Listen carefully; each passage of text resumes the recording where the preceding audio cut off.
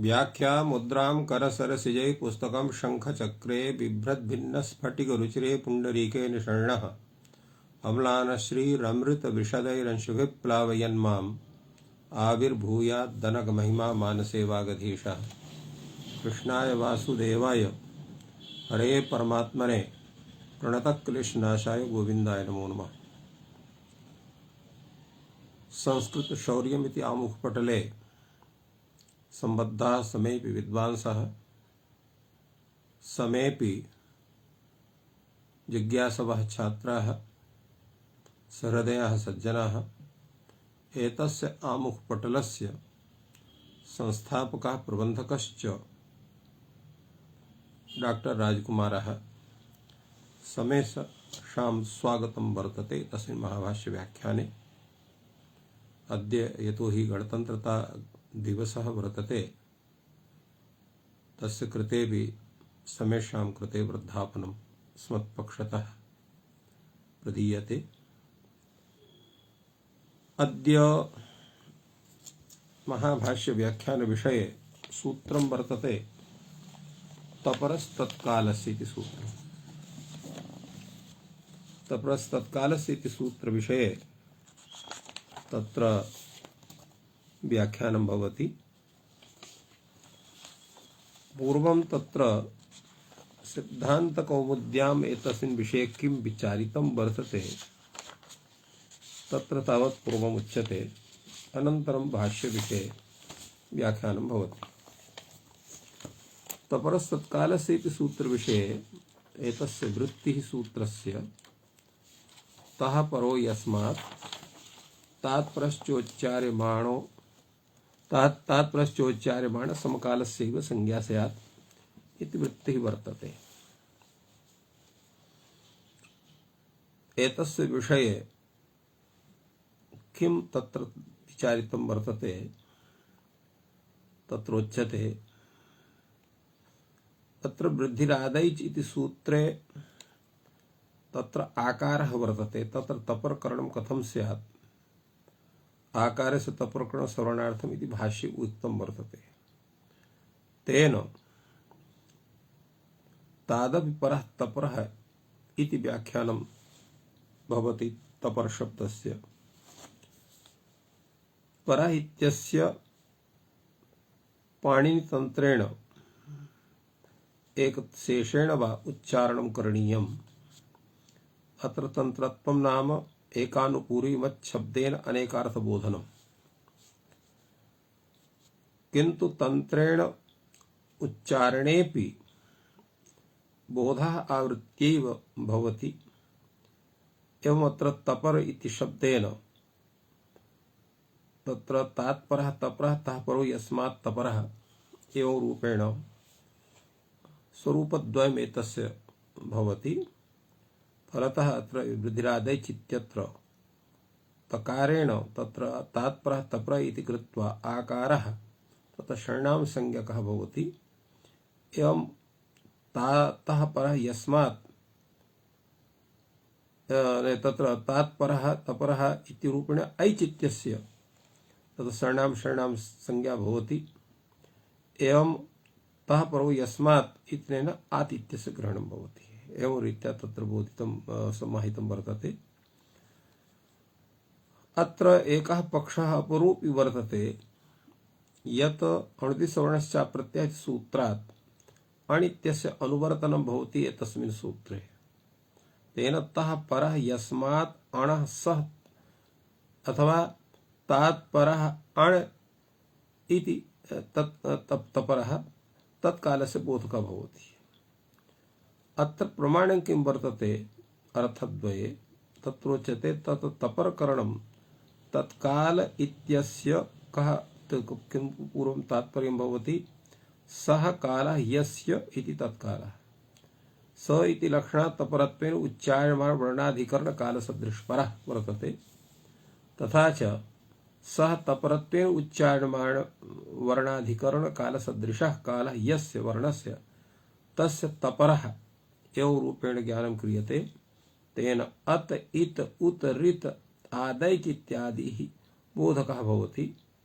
अत्र काले सादृश्यं च एकमात्रत्वेन द्विमात्रत्वेन वा ज्ञेयम्।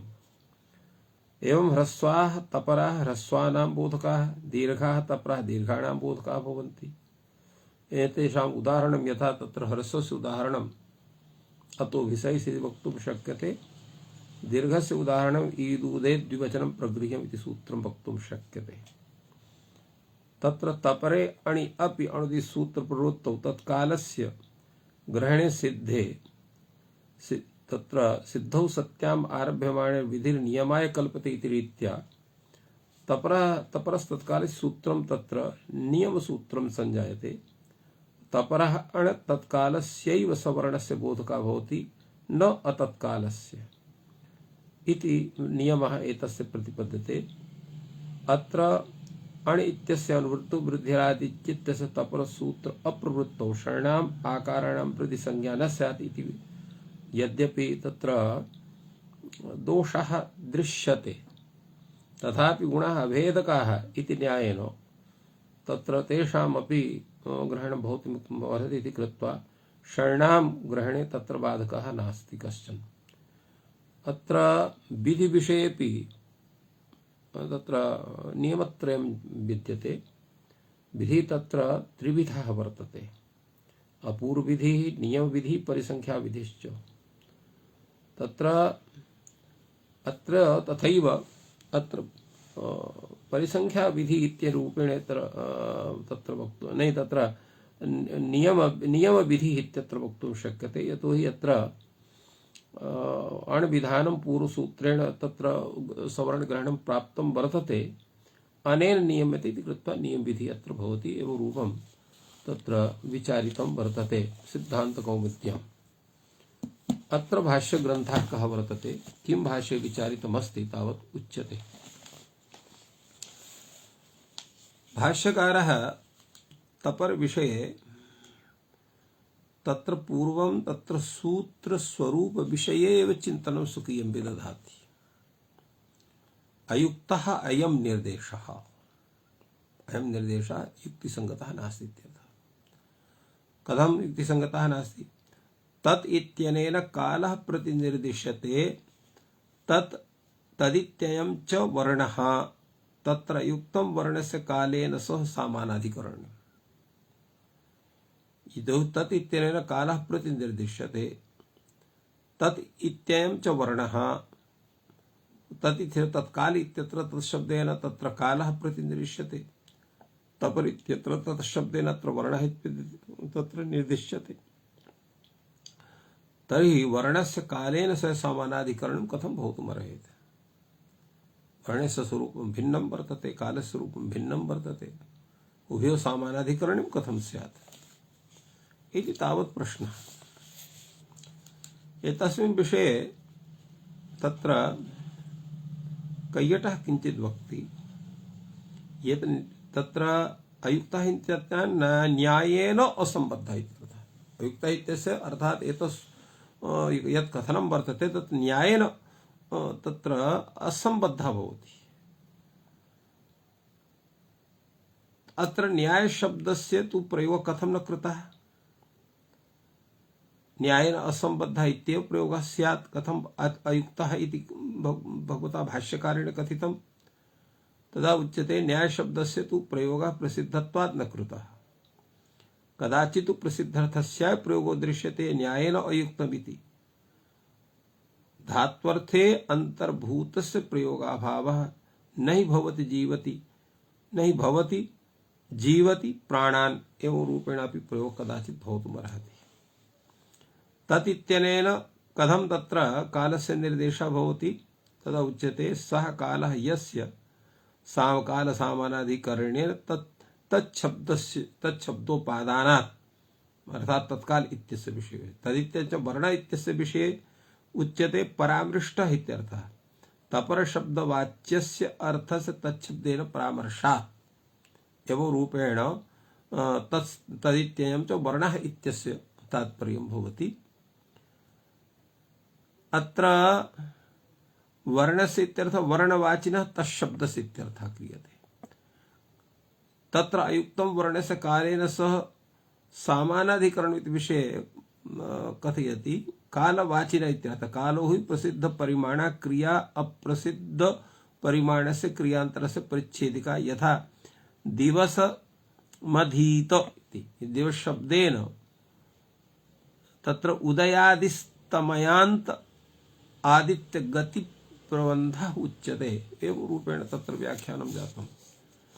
भाष्यकारः कथयति कथं तर्हि निर्देशः कर्तव्यः। यतो हि तत्शब्देन अत्र कालः प्रतिनिर्दिश्यते तत् इत्यनेन वर्णः प्रतिनिर्दिश्यते। तो एवं भूतः निर्देशः केन रूपेण करणीयः यत् तत्सामान्य कालसामान्याधिकरणं वर्णेन भवितुमर्हेत् इति तावत् प्रतिप्रश्नः भवति। भाष्यकारः कथयति तत्काल कालस्य इति कथनीयम्। तत्काल इव कालः यस्य तत्काल कालः तस्य तत्काल कालस्य एवं रूपेण निर्देशः भवेत्। प्रश्नः भवति किमिदं तत्काल कालस्येति। तदा उच्यते तस्य कालः तत्कालः तत्कालः कालः यस्य सोऽयं तत्काल कालः तत्काल कालस्य अर्थात् सूत्रस्य स्वरूपं भवतु तपरस्तत्काल कालस्य। तेन तत्र तत्काल संबद्ध तत्कालोच्चारण विषयकः यः वर्णः तस्य तथा ज्ञानं भवितुमर्हेत्। भाष्यकारः पृच्छति भवतु नाम भवतः कथनम् उचितं प्रतीयते तर्कसङ्गतं च। किं तत्र तपरस्तत्काल कालस्य इति सूत्रं तथैव करणीयं वा तथैव निर्देशः इत्यस्य भवेद् वा। यतो हि तत्काल काल इत्यनेन वर्णस्य ग्रहणं कथं भवति इति रीत्या यतो हि तत्कालः तादृशोच्चारणकालः इव कालः यस्य वर्णस्य सः वर्णः तत्काल कालः भवति इति कृत्वा वर्णस्य ग्रहणं भवितुमर्हेत्। यतो हि या एकस्य वर्णस्य परिच्छेदिका क्रिया निमेषादिः सैव यस्य वर्णस्य स्यात् सः वर्णः तत्काल कालः भवति इत्यर्थः। भाष्यकारः कथयति तथा निर्देशस्य करणस्य आवश्यकता नास्ति। अत्र तत्काल इत्यत्रैव समासः तादृशः करणीयः। कथं करणीयः अत्र उत्तरपदलोपः अत्र द्रष्टव्यः। उत्तरपदलोपः करणीयः इत्यर्थः। यथा उष्ट्रमुखः इति भवति। उष्टस्य मुखम् उष्ट्रमुखम् उष्ट्रमुखम् इव मुखं यस्य सः उष्ट्रमुखः। तथैव अत्रापि तस्य कालः तत्कालः तत्कालैव कालः यस्य सः तत्कालः एवं अत्रापि स्यात्। अत्र सप्तमविमान पूर्वपदस्य उत्तरपदलोपश्च इति वार्तिकेन अत्र उत्तरपदस्य लोपे सति तत्काल इति शब्दस्य स्वरूपं भवितुमर्हति। अतः तत्र तत्काल कालस्य एवं रूपेण निर्देशकरणस्य आवश्यकता नास्ति इत्यर्थः। तो एवं एतस्य समाधानं जायते। भाष्यकारः एतस्मिन् विषये किञ्चित् अपरमपि समाधानं वक्ति। अथवा साहचर्यात् ताच्छब्द्यं भविष्यति काल सहचरितः वर्णः वर्णोऽपि काल एव। तो सः कालः यस्य इत्तत्कालः इत्यपि भवितुमर्हति। अत्रापि सः काल सहचरितः वर्णः तस्य वर्णस्य कालः अस्ति यस्य अन्यस्य वर्णस्य उच्चैद वर्ण इव कालः अस्य यस्य। तो स इव कालः यस्य इत्तत्काल एव तथा वक्तुं शक्यते। यतो हि यदा कस्यापि वर्णस्य उच्चारणं भवति तत्र कालः अपेक्षते उच्चारण। तो उच्चारण क्रिया संबद्धः कालः एव वर्ण संबंधी कालः भवति। यदा एकमात्रिकः द्विमात्रिकः त्रिमात्रिकः तो एवमेव अत्रापि स्वरूपम् एतस्य स्यात्। इत्थम् अत्र समाधानद्वयं भगवता भाष्यकारेण दत्तम्। अत्रापि कश्चन विचारः भवितुमर्हति यत् समाधानद्वयं यत् भगवता भाष्यकारेण अत्र प्रदत्तं तत्र किम समाधानम उचितम वर्तते। उत्तरपदलोप रूपः यः यत् लोप रूपम यत् समाधानम तद उचितम वर्तते, अथवा साहचर्यात्ताच्छाब्दम भविष्यति तत्काल सहचरिता वर्णः वर्णोपि काल एव एवं रूपम यत् समाधानं दत्तं तत् उचितं वर्तते। अत्र इत्थं वक्तुं शक्यते यतो हि अत्र साहचर्यात् ताच्छब्दं भविष्यति इति यद् वर्तते तद् लक्षणया तथा भवितुमर्हति, साक्षात् तथा नास्ति। अत्र तु समासेन साक्षात् तस्य बोधः जायते इति कृत्वा प्रथमं समाधानं यद् वर्तते उत्तरपदलोपोत्तर द्रष्टव्यः तत् यथा पृष्ठमुखं यशसा उष्ट्रमुखा इति यत् समाधानं भवति तत् अधिकं तर्कसंगतम् उचितं च वर्तते इति कृत्वा तत्समाधानं ग्राह्यं भवति। अतएव टीकाकारः तदेव समाधानं सर्वैः स्वीकृतमस्ति। तर्हि भाष्यकारेण अथवेत्यादिना सहचारिताच्छब्दं भविष्यति स कालसहचरिता वर्णः वर्णोऽपि काल एव इति कथनं कथं वर्तते भाष्यकारस्य। तत्र उच्यते यत् एतदपि समाधानो अतएव समीचीनं भवितुमर्हति यत् एवमपि समाधानं भवति।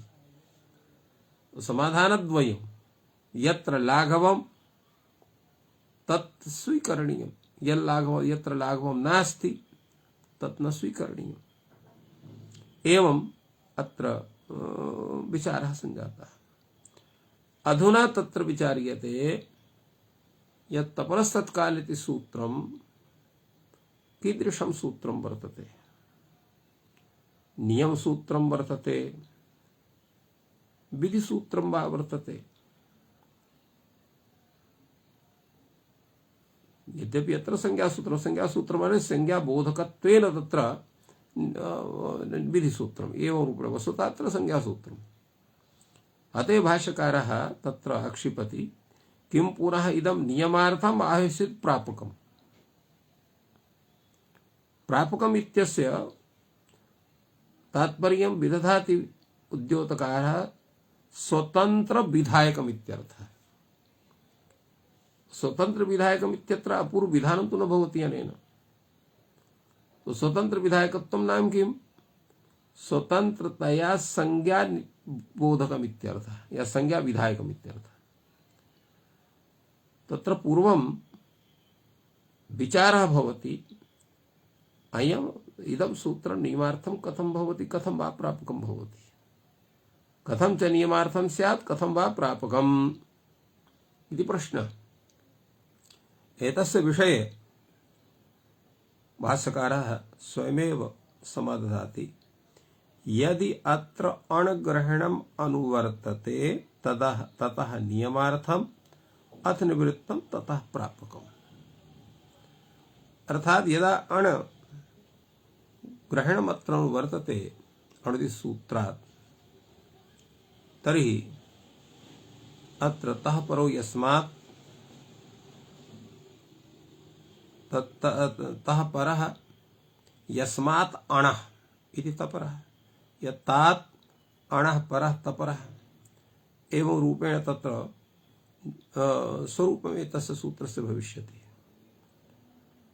तत्र हि यतो हि अण् सवर्णान् गृह्णाति अविधीयमानः अण् सवर्णान् गृह्णाति इति रूपेण तत्र प्रतिपादितम् अणुदिसूत्रेण। तर्हि इदं किं करोति?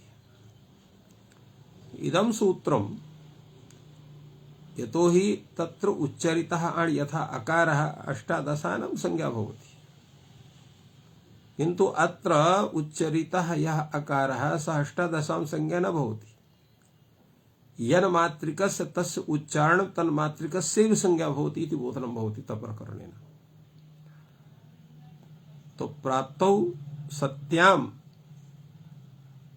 यः विधि भवति स नियमाय कल्पते इत्यर्थः। अतः इदं सूत्रं नियम सूत्रं भवतु। एवं अथ च यदा तत्र अणित्यस्य तत्र अनुवृत्तिः न क्रियते तदा तत तात्परः तपरः अथवा तः परो यस्मात् एवं भूतः यः अण् यः वर्णः अण् एकं तत्र यतो हि अण् इत्यस्य अनुवृत्तिर्न भवति तदा अण् इत्यस्य उच्चारणं भवेत् वर्णः सः तत्कालस्य संज्ञा भवति अर्थात् उच्चार्यमाण समकालस्य संज्ञा भवति एवं रूपेण प्रापकत्वेन तस्य स्वरूपं जायते तत्र जिज्ञासा भवति कश्चात्र विशेषः नियमसूत्रं वा भवतु विधिसूत्रं वा भवतु कः विशेषः भवतु नाम नियमसूत्रमेव भवतु तान् का हानि उच्यते तपरसत्कालस्य इति नियमार्थमिति चेत् दीर्घग्रहणे स्वरभिन्नाग्रहणम् अत्र नियमार्थमिति कल्पते चेत् तर्हि तपरसत्काले इति नियमार्थमिति चेत् दीर्घग्रहणे स्वरभिन्नानां ग्रहणं न प्राप्नोति दीर्घग्रहणेन कस्य ग्रहणं स्यात् अर्थात् अत्र दीर्घोदात्त अनुनासिकस्य अकारस्य ग्रहणं स्यात् यस्य उच्चारणं तत्र वक्तुं शक्यते तेन अन्ये ये उदात्त भिन्नाः अनुदात्ताः स्वरिताः तेषां ग्रहणं न भवितुमर्हति अनुनासिकस्य ग्रहणं न भवितुमर्हति अतएव उच्यते दीर्घग्रहणे स्वरभिन्नानां ग्रहणं न प्राप्ति केषाम् उदात्तानुदात्तस्वरितानाम् उदात्तानुदात्तस्वरितानाम् एतेषां ग्रहणं न प्राप्नुयात् यतो हि भेदकाः उदात्तायाः भवन्ति तेन वृद्धिरादित्यत्व आतिथ्येन षण्णाम् आकाराणां वृद्धिसंज्ञा इष्यते अत्र तु एकस्यैव दीर्घस्य कस्य दीर्घस्य अत्र दीर्घोदात्ताननुनासिकस्यैव अत्र एकस्य दीर्घस्य ग्रहणं स्यात् अन्येषां ग्रहणं न भवितुमर्हति इति तात्पर्यम् अतः तपरग्रहणं तत्र ऐयर्थमेव स्यात् यतस्य ऐच् इत्येषां तत्र ग्रहणं स्यात् एवम् अत्र दोषः आपतति भवतु नाम नियमपक्षे अयं दोषः वर्तते तर्हि प्रापकं भवति एतत् सूत्रम् तदा उच्यते प्रापकमिति चेत् ह्रस्वग्रहणे दीर्घप्लुतप्रतिषेधः यदा प्रापकम् इत्युच्यते तदा ह्रस्वग्रहणे दीर्घप्लुतानामपि ग्रहणं स्यात् तर्हि तेषां वारणं कथं स्यात् तदर्थं तत्र तयोः ग्रहणविषये प्रतिषेधः कथनीयः स्यात् यथा अतोऽभिसैषि सूत्रं वर्तते अतः इत्यनेन दीर्घस्यापि ग्रहणं स्यात् प्लुतस्यापि ग्रहणं स्यात् तेन खट्वाभि इत्यत्रापि अतोऽभिस ऐस् इति सूत्रेण भिसा स्थाने ऐस् इति आदेशः स्यात् तद्विषये प्रतिषेधः करणीयः एवं रूपेण अत्र दोषस्य वारणे विषये तत्र विचारितं वर्तते भाष्यकारः कथयति न वक्तव्यः कथं न वक्तव्यः विप्रतिषेधः सिद्धमिति विप्रतिषेधः कथं भवितुमर्हति यतो विप्रतिषेधविषये तत्र विचारितं वर्तते अन्यत्र लब्धावकाशयोः एकस्मिन् युगपत् प्रवृत्तिः विप्रतिषेधः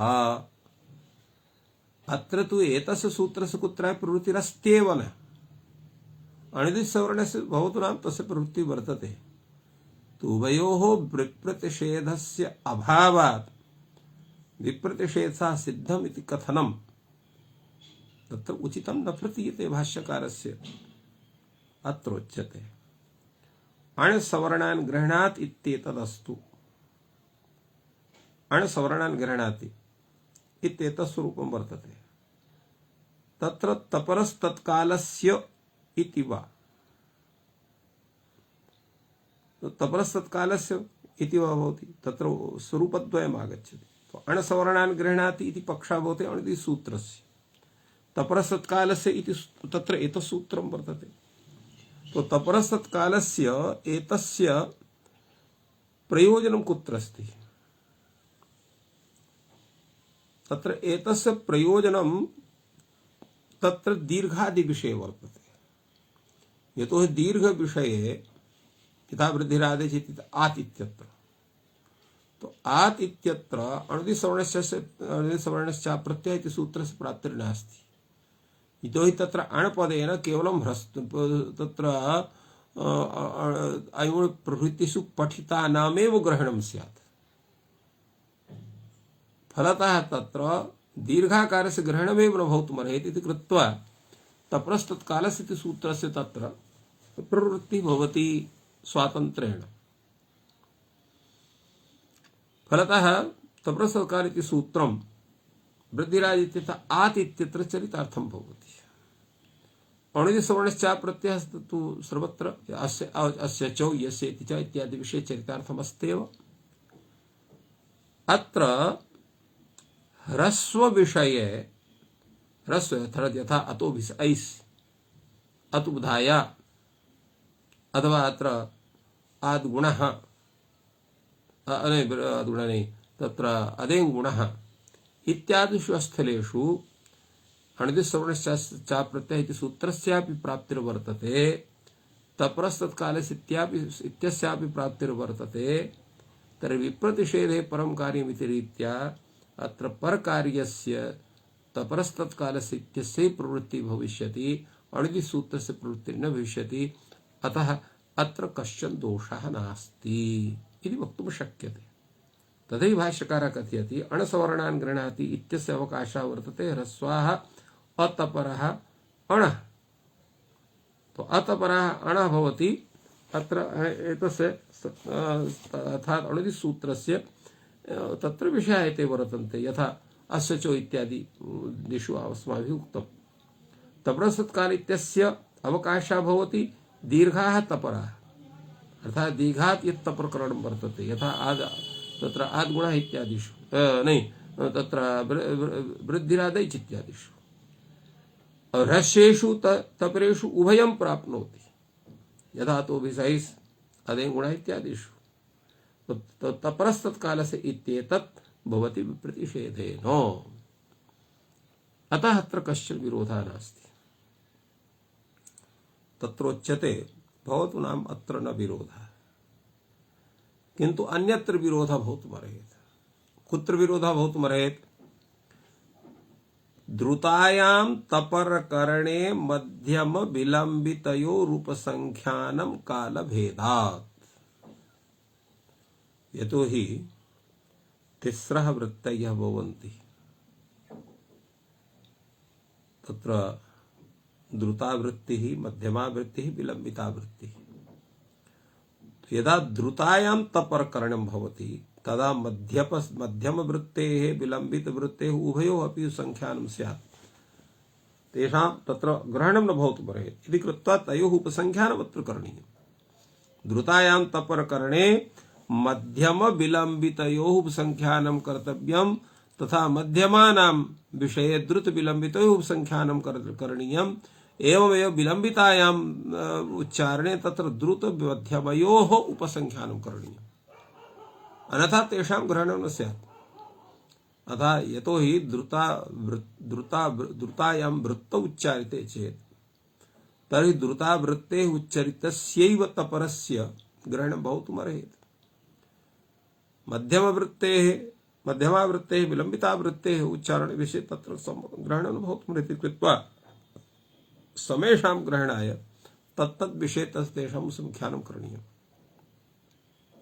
प्रश्नः भवति किं पुनः कारणं न सिद्ध्यति, अर्थात् तत्र कथं न भवितुमर्हति? भाष्यकारः समाधाति कालभेदात्। ये हि द्रुतायां वृत्तौ वर्णास्त्रिभागाधिकास्ते मध्यमायां, ये च मध्यमायां वर्णास्त्रिभागाधिकास्ते विलम्बितायां। किं तात्पर्यम् एतस्य भाष्यस्य? तत्र एतस्य तात्पर्यम् इत्थमस्ति, यदा द्रुतं श्लोकं मन्त्रं वा उच्चार्यते वक्त्रा तदा पूर्व समय तत्र नाटिकया एव समयस्य ज्ञानं क्रियते स्म। काचन तत्र जलयन्त्रं भवति स्म। यदा बिंदु परिपातेन बिन्दवः यदा च्यवन्ति स्म तेनैव तत्र क्षणस्य फलस्य निर्धारणं भवति स्म। अतएव तत्र यदा तत्र एका नाटिका भवति तदा एकस्यां नाटिकां यथा द्रुतम् उच्चार्यते चेत् तर्हि 9 पानीयफलानि स्रवन्ति स्म। तत्र द्रुतायां वृत्तौ उच्चारणे 9 पानीयफलानि स्रवन्ति। एवं मध्यमायां वृत्तौ तत्र 12 फलानि स्रवन्ति। विलम्बितायां वृत्तौ तत्र 16 फलानि स्रवन्ति। एकः एव अकारः उच्चार्यते चेत् द्रुतायां वृत्तौ तदा 9 पानीयफलानि स्रवन्ति। अतः तत्र अल्पा मात्रा गृह्यते। किन्तु मध्यमायां वृत्तौ तत्र 12 फलानि स्रवन्ति इति कृत्वा तत्र अधिकः समयः अपेक्षते। तदपेक्षया विलम्बितायां वृत्तौ 16 फलानि स्रवन्ति इति कृत्वा तत्र अपरोपि अधिकः कालः अपेक्षते। अतः येन कालेन वर्णस्य उच्चारणं तत्कालस्यैव ग्रहणं स्यात्, भिन्नकालस्य ग्रहणं न स्यात् इत्यर्थः। अत्र वृत्तिभेदात् कालभिन्नः इति कृत्वा तत् ग्रहणं न भवितुमर्हेत् इति तत्र प्रश्नः वर्तते। भाष्यकारः एतस्य सम्यक् समाधानं विदधाति। कात्यायनश्च सिद्धं त्वस्थिता वर्णा वक्तुश्चिराचिरवचनात् वृत्तयो विशिष्यन्ते। अर्थात् अयं दोषः नास्ति, सिद्धमेतत्। कथम्? अवस्थिताः वर्णाः द्रुत मध्यम विलम्बितासु, अर्थात वर्णानाम् उच्चारणे यावती मात्रा आवश्यकी भवति तावती एव मात्रा द्रुतायां वृत्तौ अपि भवति, मध्यमायाम् अपि भवति, विलम्बितायाम् अपि भवति। यतोहि एकमात्रिकं यदा उच्चारणं तदा ह्रस्वः, द्विमात्रिकम् उच्चारणं तदा दीर्घः, त्रिमात्रिकं यदा उच्चारणं तदा प्लुतः। सर्वासु वृत्तिषु एकमात्रिकत्व द्विमात्रिकत्व त्रिमात्रिकत्व धर्माः तत्र अवस्थिताः वर्तन्ते। तत्र वृत्तिभेदात् तत्र भेदः न भवति इत्यर्थः। तर्हि उच्यते किं कृता तर्हि वृत्तिविशेषः? अर्थात तत्र वृत्तिविषये यदा तत्र द्रुत मध्यम विलम्बिताः सर्वत्र वर्णाः अवस्थिताः वर्तन्ते, तत्र कश्चन विकारः तत्र न भवति चेत् तर्हि वृत्त्या किं विशेष्यते? उच्यते वक्तुः चिराचिरवचनाद् वृत्तयो विशिष्यन्ते। वक्तुः यत् चिरेण उच्चारणम् अचिरेण वा उच्चारणम् तेन तथा उच्चारणेन वृत्तयः तत्र भवन्ति इत्यर्थः। यदि वक्ता एव कश्चित् आशु अभिधायी भवति, तथा शीघ्रं वदति, कश्चन तत्र आशु वर्णान् अभिधत्ते, कश्चित् चिरेण अभिधत्ते, कश्चित् चिरतरेण अभिधत्ते। तो तेन यदा आशु अभिधत्ते तदा द्रुतावृत्ति, यदा चिरेण अभिधत्ते तदा मध्यमावृत्ति, यदा चिरतरेण अभिधत्ते तदा विलम्बितावृत्ति। यदा तत्र दृश्यते लोकेपि कश्चन तत्र मार्गे गच्छति, तो स एव मार्गः केनचित् शीघ्रं तत्र समाप्यते, केनचित् तदपेक्षया तत्र चिरेण तत्र समाप्यते, केनचित् तावत् चिरतरेण समाप्यते। यथा तत्र कश्चन विशिष्टयाने भवति, सः शीघ्रं मार्गं प्राप्नोति।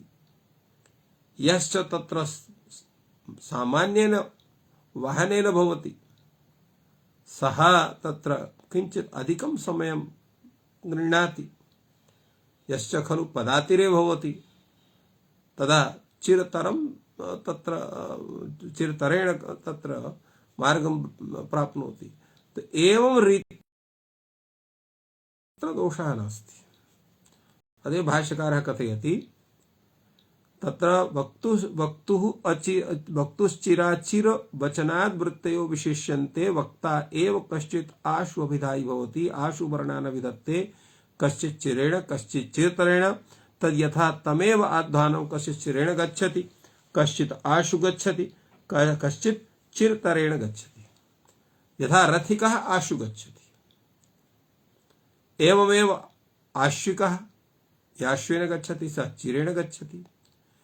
यह पदातिः सः चिरतरेण गच्छति। तो एवं अत्र गमनं सर्वैः क्रियते, स एव मार्गः सर्वैः तत्र प्राप्यते, किन्तु तत्र गमन विषये तत्र साधन विशेषस्य सत्त्वात् तत्र समयः अधिकः अपेक्षते।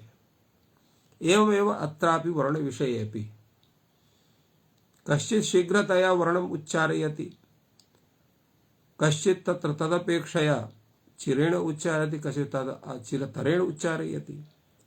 तो उच्चारणे तावत् स एव समयः भवति, तत्र उच्चारण विषये मात्र भवति, किन्तु अनन्तरं यत्र तस्य अनुरणनम् इति वक्तुं शक्यते, तत्र कश्चन समयः अधिकापेक्षते। तस्य विषये अग्रे भाष्यकारः समादधाति सम्यक्तया।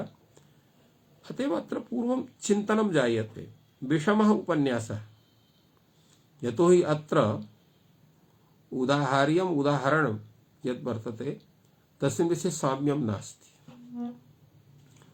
उदाहरणं नाम किम्? यत्र लौकिक परीक्षकयोः बुद्धिसाम्यं सः दृष्टान्तः उदाहरणं वा इति वक्तुं शक्यते। तत्रापि यत्र विचारणीयं वर्तते, उदाहरणविषयेऽपि येन केनचित् धर्मेण साम्यता स्यात्। अत्र तु साम्यता तथा नास्ति। कथं साम्यता नास्ति? भाष्यकारः वदति, पिशवः उपन्यासः, अधिकरणम् अत्र अध्वा ब्रजति क्रियायाः, अर्थात अत्र ब्रजति क्रियायाः आश्रयः भवति मार्गः। तत्र अयुक्तं यद् अधिकरणस्य वृद्धिहासौ स्याताम्, तो अत्र मार्गस्य न तु ह्रासः भवति न तु वृद्धिर्भवति, मार्गस्तावान् एव तिष्ठति। किन्तु किमस्ति, विषमोपन्यासः कथं जायते? वर्णाः तत्र प्रयत्नजन्याः भवन्ति, अर्थात् अस्माभिः यदा लघुः प्रयत्नः क्रियते तदा ह्रस्वः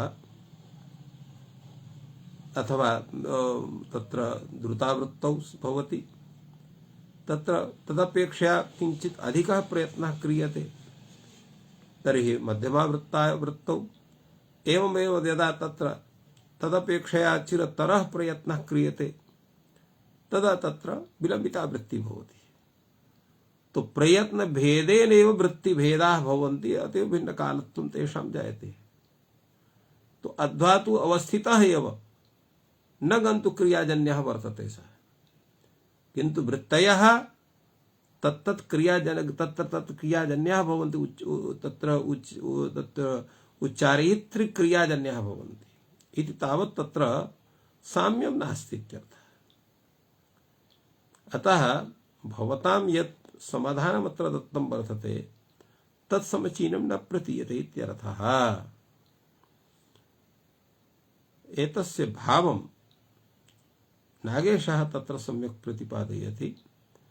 उत्पत्तिवादनो वादिनः वर्णोत्पत्तिं प्रति उच्चारण व्यापारस्य कारणत्वात् तावत् तावत् कालावच्छिन्नोच्चारणे रहस्य दीर्घादिरिव दुतादेरिप तत्कालस्य उत्पत्ति स्यात्। न चानु निष्पादी ध्वनिरेव तत्कालः न तु वर्णः इति वाच्यं विनिगमना विरहादिति। अर्थात अत्र पक्षद्वयम्। वर्णोत्पत्तिवादिनः वर्णाभिव्यङ्ग्यवादिनः इति उभयोः तत्र भिन्नः विचारः भवति। ये वर्णोत्पत्तिवादिनः सन्ति ते वर्णोत्पत्तिं प्रति उच्चारण व्यापारस्य कारणत्वात् तावत् तावत् कालावच्छिन्नोच्चारणेन यथा ह्रस्वस्य दीर्घस्य प्लुतस्य स्थितिर्भवति तथैव द्रुतायाः मध्यमायाः विलम्बितायाः वृत्तेः अपि स्थितिर्भवति एवं रूपेण ते प्रतिपादयन्ति।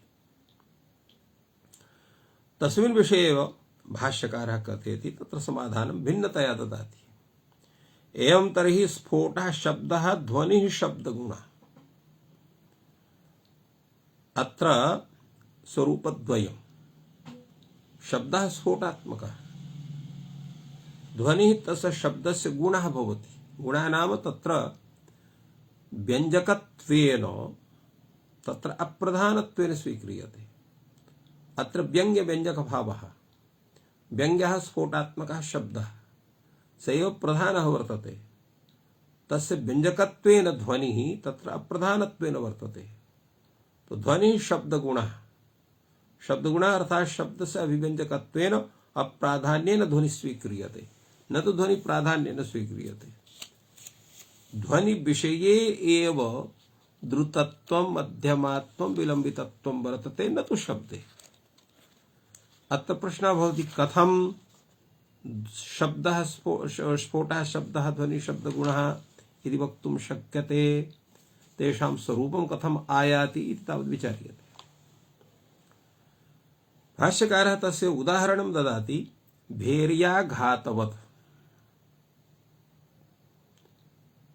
भेरी वाद्यविशेषः यस्य तत्र एकेन तत्र लघु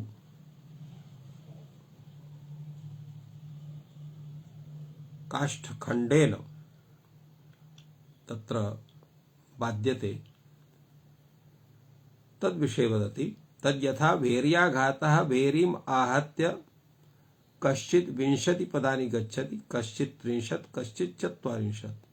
स्फोटस्तावान् एव भवति, ध्वनिकृता वृद्धिः। तात्पर्यं किम्? यदा भेर्यां तत्र लघु आघातः क्रियते तदा तस्य आघातेन जन्यः यः ध्वनिः तद्ध्वनेः अनुरणनं तावत् 20 पदानि गच्छति तावत् श्रूयते सः ध्वनिः। यदा किञ्चित् तत्र अधिकेन आघातः क्रियते तदा 30 पदानि गच्छति। यथा आधिक्येन आघातः क्रियते तदपेक्षया तदा 40 पदानि गच्छति। आघात समये यः कालः सः तुल्यः वर्तते। आघातकरण समये यः प्रयत्नः भवति सः प्रयत्नः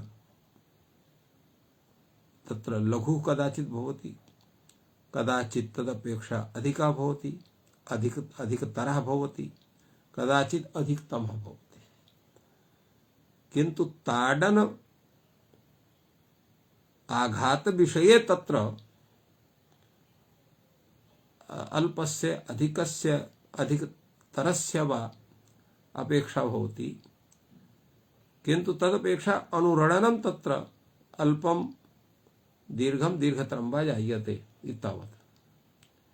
एवमेव अत्रापि यथा क इत्युच्चार्यते क इत्युच्चार्यते क इति, अथवा क एवं रूपेण तत्र अधिकः ध्वनिः क्रियते, तदा तत्र क इति एवं रूपेण तत्र विलम्बितवृत्तायाम् उच्चार्यते, तदा अत्र ककारस्य घटकः यः ह्रस्वः आकारः तस्य उच्चारणे तावान् एव कालः भवति उच्चारण विषये। तत्र ह्रस्व विषयेपि तत्र द्रुत विषयेपि मध्यमा विषयेपि विलम्बिता वृत्ते विषये, किन्तु अनुरणनं तस्य अधिकं भवति इति कृत्वा तस्य विषये चिन्तनमस्ति। ध्वनिस्फोटश्च शब्दानां ध्वनिस्तु खलु लक्ष्यते अल्पो महासकेशांचित् उभयो तत्स्वभावतः। ध्वनि शब्दानां तत्र उभयी स्थिति वर्तते। ध्वनि शब्दः स्फोटः शब्दः, तो शब्दानां ध्वनिस्तु खलु लक्ष्यते। अल्पः ध्वनिः महान् ध्वनिः, तो केचित् उभयम् अर्थात तत्र मध्यमा वृत्ति विषये तत्र महत्तरः ध्वनिः भवति। तो तत्र यथा स्फोटस्तत्र तावानेव गृह्यते। एतस्य विषये तत्र नागेश कैयटः एतस्य व्याख्यानं सम्यक् विदधाति। सः कथयति व्यक्तिस्फोटः अत्र विवक्षितः स च नित्यः। स्फोट शब्देन तो व्यक्तिस्फोटः। कथं व्यक्तिस्फोटः? यतो हि अत्र तत्तध्वनिना जन्यः स्फोटः यः भवति सः व्यक्तिस्फोटः भवति। व्यक्तिस्फोटः अत्र व्यक्तिस्फोटः इत्युक्ते तत्र वाक्य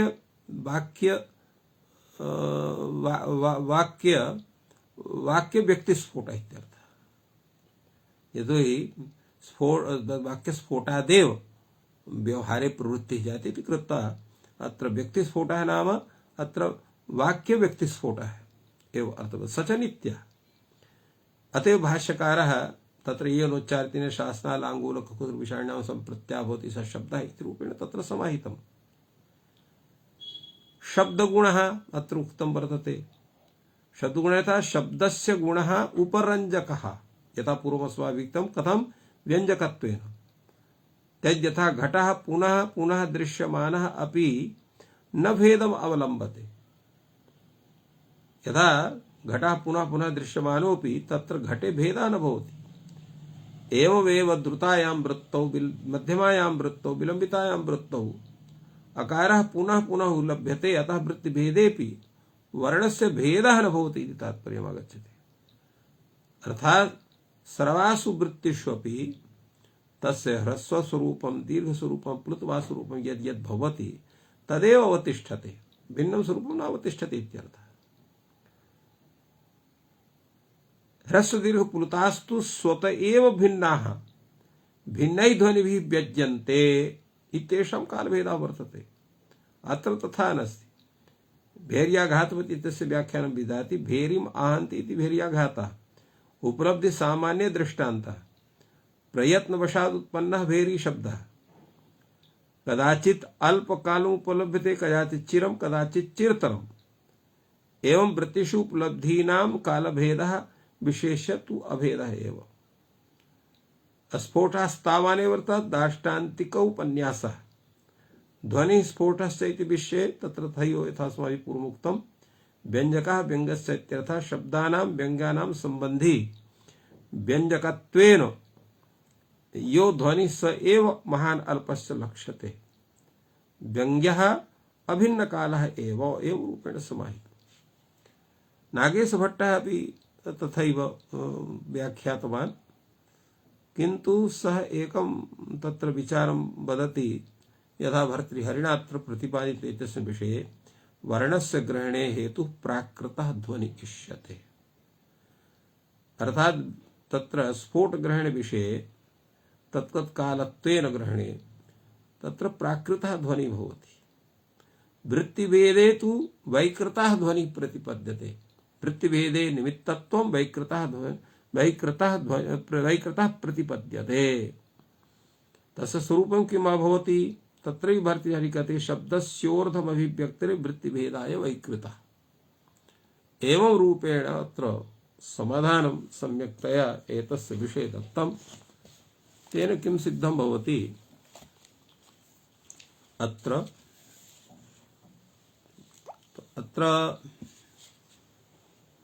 विषयः यः प्रदत्तः तत्र प्रापक इति पक्षः एव अत्र स्वीकृतः सम्यक्तेन। तत्र वृत्तिभेद विषयेपि यः विषयः अत्र आगतः तस्य समाधानं दत्तं वर्तते। यद्यपि अत्र पक्षद्वयमपि भवितुमर्हति, तथापि भाष्यकारः अत्र यः प्रापक इति पक्षः सम्यक्तया भाष्यकारेण व्याख्यातः वर्तते, तेन इत्थं वक्तुं शक्यते यत् प्रापक पक्षः अधिकः समीचीनः एतस्मिन् विषये भवितुमर्हति।